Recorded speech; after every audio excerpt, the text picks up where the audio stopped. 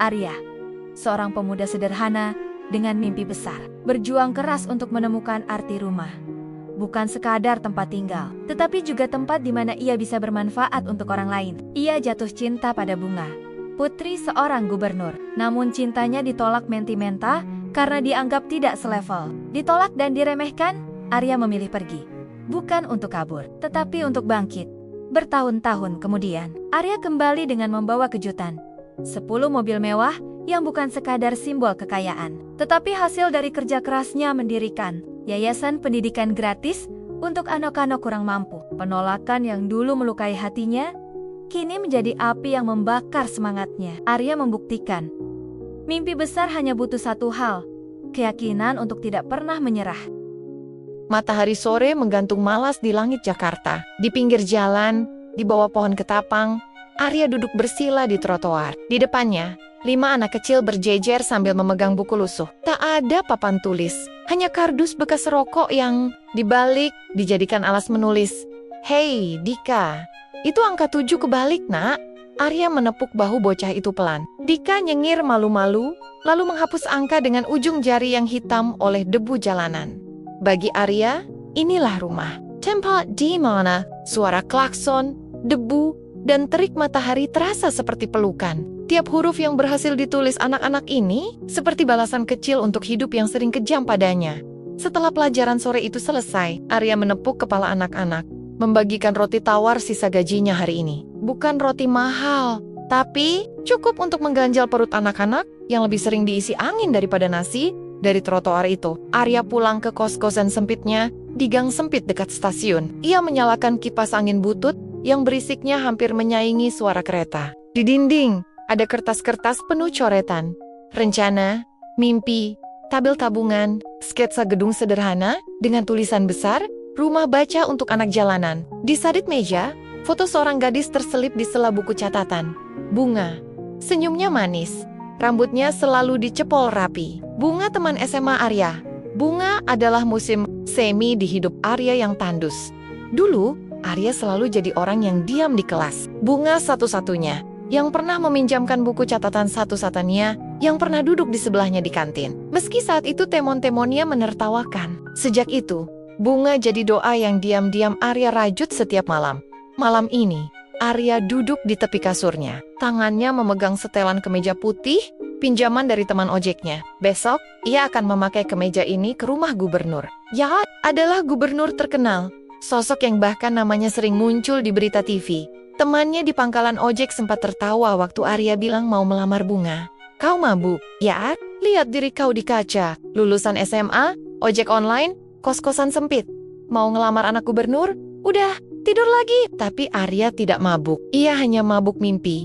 Baginya, kalau cinta harus ditahan-tahan hanya karena status, untuk apa hati diciptakan? Esoknya, Arya berdiri di depan gerbang rumah megah yang lebih mirip istana kecil. Sepatunya sedikit berlubang di sisi, tapi Arya berdiri tegak. Security menatapnya dari atas ke bawah, seolah memindai dosa. Ada keperluan apa? Tanya kaku. Saya Arya, teman Bunga. Saya sudah janjian, mau bicara sama Pak Gubernur juga. Satpam itu mengernyit, tapi menekan bel pintu. Beberapa menit kemudian, pintu terbuka. Bunga keluar. Wajahnya kaget setengah mati melihat Arya berdiri di situ. Arya, kamu serius datang? Tanya Bunga pelan. Arya hanya tersenyum. Bunga menatapnya lama, seolah mau bilang jangan lakukan ini, tapi kata-katanya hilang di ruang tamu. Arya duduk di sofa empuk yang membuatnya kikuk. Di depannya, Pak Gubernur duduk tegak. Seorang istri pejabat berdiri di samping, menatap Arya dari kepala sampai kaki, seolah ada noda di ujung sepatunya yang bikin karpet mahal itu kotor. Jadi, Arya, suara Pak Gubernur datar. Apa yang mau kamu bicarakan? Arya menegakkan punggungnya. Tangannya gemetar sedikit. Pak, saya ingin melamar Bunga. Ruangan hening. Hanya jam dinding yang berdetak keras. Ibu Gubernur tersedak kecil, menahan tawa. Pak Gubernur mendengus. Bunga menunduk. Pipinya pucat. Kamu pikir ini rumah siapa? Kamu siapa, Arya? Supir ojek? Anak jalanan? Mau jadi menantu gubernur? Mau apa kalian makan mimpi? Pak Gubernur menatap tajam. Kau kira Bunga ini mainan? Kau mau jadi beban hidupnya? Arya menelan ludah. Tangannya berkeringat dingin. Pak, saya memang belum punya apa-apa sekarang. Tapi saya janji, saya akan... Cukup, potong Pak Gubernur. Kamu pulang. Jangan pernah datang ke rumah ini lagi. Dan Bunga, mulai sekarang jauhi dia. Kalau kamu masih mau jadi anak saya, hening lagi. Hati Arya seperti diremas. Tapi, di tengah dinginnya ruangan berete itu, ada bara yang mulai menyala. Arya berdiri. Kepalanya sedikit menunduk. Matanya bertemu mata Bunga. Bunga berkaca-kaca, tapi Arya tidak ingin Bunga menangis untuknya. Ia berjalan keluar, menatap gerbang besi yang menutup lagi di belakang punggungnya, langat mendong. Hujan turun rintik-rintik, menyapu kemeja putih pinjaman itu basah.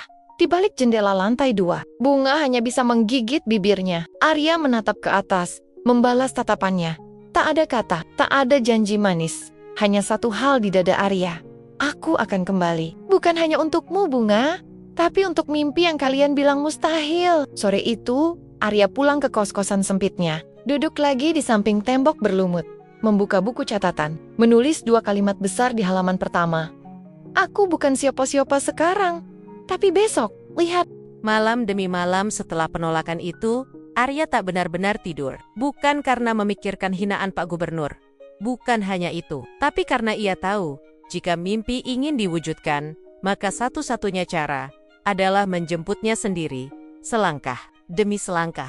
Meski jalannya terjal, di kamarnya yang sempit Arya main koret-koret buku catatan bekas sambil menahan kantuk. Di sampingnya, termos air panas dan kopi sachet sudah jadi teman setia. Di antara suara kipas angin butut dan dengung kereta yang lewat, Arya menulis rencana besar. Mimpi gila untuk orang yang katanya bukan siapa-siapa. Pagi harinya, Arya berkeliling dengan motornya yang tua, mengantar penumpang dari satu gang, Key Gang Lane. Siang, ia jadi tukang parkir di minimarket dekat stasiun. Malam, ia kembali mengajar anak-anak jalanan di bawah jembatan layang. Di sela-sela itu, ia mencuri waktu belajar bisnis kecil-kecilan, APAs, jualan pulsa, jualan kopi sachet di pangkalan, sampai jadi reseller barang bekas.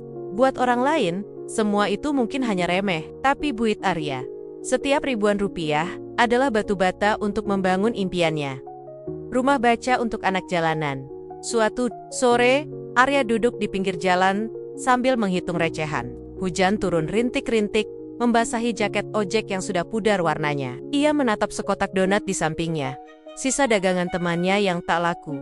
Ia beli, meski uangnya pas-pasan. Donat itu akan ia bagi untuk anak-anak nanti malam. Tiba-tiba, suara klakson mobil membuyarkan lamunannya. Sebuah mobil sedan mewah berhenti di depan Arya. Dari balik kaca gelap, turun seorang pria berjas rapi dengan kacamata mahal. Arya mengenalnya, Radit, teman SMA yang sekarang jadi manajer di perusahaan besar. Ya ampun Arya, kamu masih begini aja? Tanya Radit, tertawa kecil, memandangi sepatu Arya yang mulai basah kuyup. Kemana aja? Aku dengar-dengar, kamu mau buka yayasan. Hah? Dengan modal apa, Ar? Modal nekat? Arya hanya membalas dengan senyum tipis. Gimana, kalau kamu kerja sama aku, Ar? Di kantor?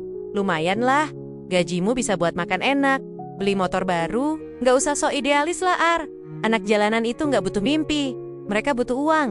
Kalimat Radit menusuk, tapi Arya sudah kebal dengan ucapan seperti itu. Ia menatap Radit, mencoba menahan perih yang menggerogoti dadanya. Makasih, Dit, tapi maaf, aku punya jalan sendiri. Radit tertawa, menepuk bahu Arya seolah menepuk bocah yang sedang bermimpi di siang bolong. Ya udahlah, kalau capek jadi pahlawan jalanan, kabarin aku. Mobil Radit melaju lagi, meninggalkan percikan air hujan di kaki Arya. Ia menatap jalan kosong di depannya, menggenggam sekotak donat erat-erat. Hatinya sesak, tapi ia tahu, kadang jalan yang benar justru sunyi. Malam itu, Arya mengajar lagi di bawah jembatan. Suara motor berisik, lampu kendaraan menyorot wajah-wajah kecil yang tetap semangat mengeja huruf di buku lusuh. Arya di samping Dika yang belum juga lancar menulis. Bang Arya, kenapa hujan? Basah ya? Dika menunjuk jaket Arya yang masih menetes. Arya tertawa kecil. Biar kita nggak kering kerontang sama mimpi, Dik. Dika bingung, tapi tertawa juga. Anak-anak itu tertawa, padahal hidup mereka jauh dari kata layak. Kadang Arya iri, bagaimana bisa anak-anak ini tetap bisa tertawa, meski perut mereka sering kosong. Beberapa hari kemudian, Arya berkeliling ke kantor-kantor kecil, ke kafe, ke toko buku. Ia mengetuk pintu satu persatu. menawarkan proposal. Isinya sederhana. Ajakan donasi untuk mendirikan rumah baca. Beberapa orang menatapnya aneh. Sebagian menolak halus, sebagian lagi pura-pura sibuk. Arya menunduk sopan setiap ditolak, tapi tak pernah benar-benar pergi dengan tangan hampa. Setidaknya ia selalu pulang dengan satu hal. Keyakinan, hingga suatu sore, puncaknya datang. Arya pulang ke pangkalan ojek dengan wajah lelah, badannya pegal, tangannya pegal, memegang map proposal seharian. Tapi baru saja ia duduk, suara motor besar meraung di depannya. Radit turun lagi, kali ini tidak sendirian. Di sampingnya, berdiri Bangga, yang wajahnya tampak ragu dan lelah. Radit bertepuk tangan pelan. Arya, pahlawan jalanan, gimana dapat duit buat rumah baca, atau masih mimpi? Arya berdiri, menatap Bunga, mata mereka saling bertaut. Bunga menggigit bibir, jelas ia ingin bicara, tapi Radit menahan tangannya. Dengar, Ar, aku udah tunangan sama Bunga. Kami mau tunangan resmi bulan depan. Jadi, berhentilah bikin dia susah hati. Hidup itu bukan dongeng, Ar. Kamu nggak akan pernah bisa bawa dia ke istana, pakai proposal recehanmu. Arya menatap Bunga. Di matanya, Bunga juga menatapnya. Ada air di sudut matanya. Tapi Bunga tak bicara apa-apa. Mulutnya terkunci. Sudahlah Arya, kata Bunga pelan. Berhentilah. Hati Arya seperti diremas, dingin, pecah. Tapi, di balik dadanya, bara justru makin membesar. Ia menggenggam map proposalnya, merobeknya jadi dua. Radit tertawa mengejek. Bunga menunduk, bahunya bergetar. Arya menarik napas dalam-dalam. Baik, Dit. Baik, Bung. Kalau memang hidup ini harus dibuktikan dengan uang, aku akan buktikan. Tapi bukan untuk kalian, untuk anak-anak itu. Untuk mimpi yang kalian bilang recehan. Radit mendengus, menepuk pundaknya seolah meremehkan. Aku tunggu, Ar. Kalau kau bisa balik bawa bukti, aku yang akan traktir kau makan di Hotel Bintang 5. Arya hanya tersenyum, menatap Bunga terakhir kalinya, lalu pergi. Di belakangnya, hujan turun lagi. Tapi, kali ini, Arya tak berlari meneduh. Ia biarkan hujan membasahi kepala dan pundaknya. Dalam hatinya hanya satu kalimat. Aku akan kembali. Dengan cara yang tak pernah kalian sangka. Arya menatap ke langit. Air hujan menetes dari ujung dagunya. Bukan lagi air mata, tapi janji yang siap ditebus. Meski dengan darah dan keringat. 3 tahun bukan waktu yang sebentar. Buat Arya, setiap detiknya adalah tempaan. Ia memulai segalanya dari bawah. Lebih rendah dari titik di mana Radit pernah menertawakannya. Setelah malam hujan di pangkalan itu, Arya memutuskan pergi. Iya, pamit pada anak-anak di bawah jembatan dengan janji, Bang Arya pergi dulu, belajar cari cara supaya kalian gak belajar di pinggir jalan lagi. Nanti Bang Arya balik bawa kunci rumah baru. Anak-anak hanya mengangguk. Sebagian tak paham maksudnya. Tapi mereka tetap memeluk Arya erat-erat, menempeli baju ojek lusuhnya dengan doa-doa kecil. Arya pergi merantau ke kota seberang, menumpang di warung kopi milik sahabat lama. Siang kerja serabutan, malam belajar bisnis online, dari JD Admin, toko orang, dropshipper, reseller barang grosir. Arya mencicip semua. Gagal, berkali-kali, ditipu, pernah makan mie instan 1 bungkus 3 hari, pernah juga. Tapi setiap Arya nyaris putus, ia ingat senyum Dika, ingat Bunga menahan tangis, ingat hinaan Radit yang menampar harga dirinya. Semua itu jadi bahan bakar. Tahun pertama, Arya berhasil bikin usaha kecil, jual beli barang antik lewat forum daring. Laku keras di luar negeri, untungnya tipis-tipis, tapi stabil. Arya invest lagi, bikin kanal edukasi daring, ngajak teman-teman jadi tutor relawan. Kanal itu viral, ditonton ribuan orang. Iklan masuk, sponsor datang. Arya makin gila, tidur 2 jam sehari sudah biasa. Hingga satu pagi, ia bangun dan mendapati saldo rekeningnya tembus angka yang dulu cuma jadi mimpi. Tapi Arya tak buru-buru foya-foya. Duit pertama justru ia pakai beli lahan kecil di kampungnya, pondasi rumah, baca impian. Sementara itu, kabar Arya lama-lama sampai ke telinga orang-orang yang dulu mencemooh, termasuk ke telinga Radit, dan tentu saja ke telinga Bunga, yang diam-diam masih suka membuka laman media sosial Arya di sana. Bunga melihat potret Arya di tengah anak-anak jalanan, di depan papan nama sederhana, bertuliskan, Rumah Baca, Pelita, Mimpi. Matanya basah setiap melihat senyum Arya yang tetap sama, hangat, meski jalannya penuh duri, hingga suatu siang yang cerah. 3 tahun setelah hari hujan yang membekukan, Arya pulang. Desas-desus kepulangan Arya cepat menyebar. Warga gang sempit tempat dulu ia mangkal menunggu, berbaris di pinggir jalan. Anak-anak yang dulu diajar di bawah jembatan berlarian sambil membawa kertas bertuliskan, "Selamat datang, Bang Arya." Dan lalu, dentuman suara klakson membelah keheningan. Bukan motor tua, bukan angkot, tapi konvoi 10 mobil mewah berderet pelan memasuki gang kecil. Di mobil paling depan, jendela terbuka. Arya duduk di kursi belakang, melambai dari balik kacamata hitam. Senyum kecilnya sama, hanya sorot matanya yang kini berbeda. Mantap, penuh arti. Radit yang mendengar kabar itu, datang tergopoh-gopoh. Pakai jas rapi, rambut klimis di sampingnya. Bunga berdiri, menunduk. Wajahnya cemas, matanya main kari-kari Arya di antara kerumunan. Suara tepuk tangan warga pecah ketika Arya turun. Ia mendekat ke Radit, yang ternganga melihat mobil-mobil mewah terparkir di gang sempit. "Masih ingat janji kita, Dit?" Arya tersenyum menepuk bahu Radit. Sama seperti dulu Radit menepuknya dengan meremehkan.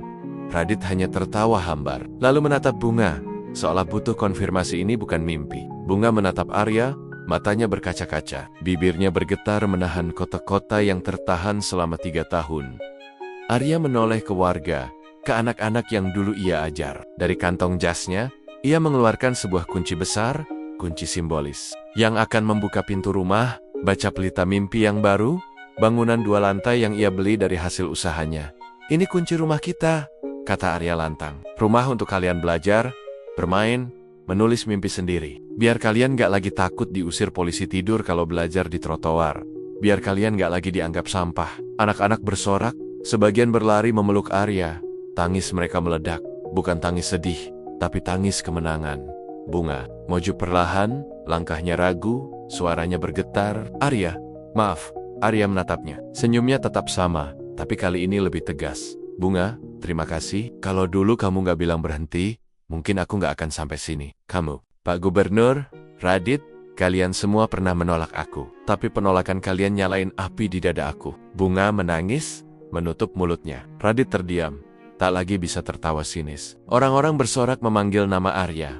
Di tengah sorak-sorai itu, Arya berdiri di atas mobil mewahnya. Takangku, ia hanya ingin menunjukkan satu hal pada dunia, mimpi tidak pernah terlalu tinggi untuk orang yang rela jatuh berkali-kali. Arya menatap langit biru. Ia mendongak, membisik dalam hati. "Lihat aku sekarang, aku bukan siapa-siapa, tapi mimpiku, rumahku, dan anak-anak ini, mereka segalanya." Dan disitulah, di gang sempit yang dulu jadi saksi cemooh, Arya akhirnya pulang. Bukan sekadar membawa mobil mewah, tapi juga kunci harapan untuk ratusan anak yang pernah menunggu di bawah jembatan. Kalau kamu merasa hidupmu sedang diremehkan, dihinakan, atau ditolak, ingatlah Arya, kamu tidak perlu balas dendam. Kamu hanya perlu berhasil. Like, share, dan subscribe kalau kamu percaya. Rumah terindah adalah mimpi yang tidak pernah kamu tinggalkan.